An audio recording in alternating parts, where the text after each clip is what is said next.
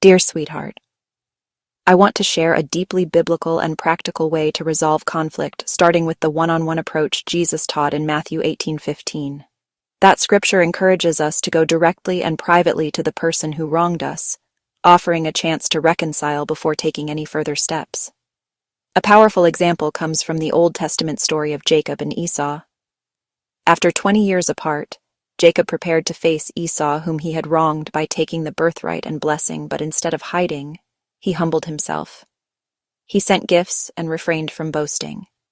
When they finally met in Genesis 32:33, Esau embraced him.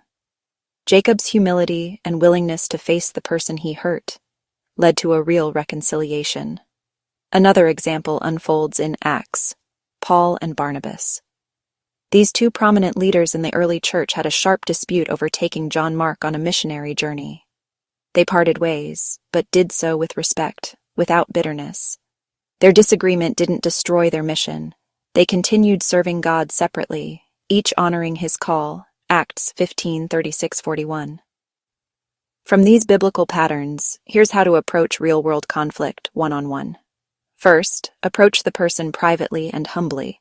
Like Jacob, start with a posture of grace and reconciliation. Send a respectful message or ask for a meeting, not with an audience, but with intention to understand and speak truth. Second, speak personally with I statements. Express how you felt, hurt, confused, overlooked, without blame. For example, I felt left out when I wasn't included in the game. I value our relationship and wanted to hear your heart. Third, listen carefully. Conflict often stems from misunderstanding or unspoken pain. You might hear something you never expected or learn you misunderstood their motives. Fourth, be prayerful. Bring peace into your heart before you bring the conversation.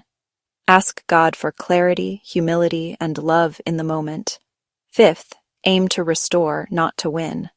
Paul and Barnabas chose separation over division because their mutual mission and respect mattered more than being right. A resolved relationship is more valuable than proving who was correct. If the person responds with openness, you've gained a brother or sister in Christ, just as Jacob did, and Paul and Barnabas maintained unity in mission. But if the person refuses to listen, Scripture guides us to bring one or two trusted witnesses, Matthew 18:16, and if still unresolved, more formal steps may follow. Following this path honors Jesus' teaching and reflects spiritual maturity.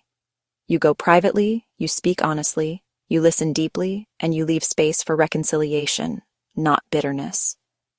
I love you and pray that when conflict comes, and it will, you'll handle it with courage, humility, and wisdom. Love always, Mom.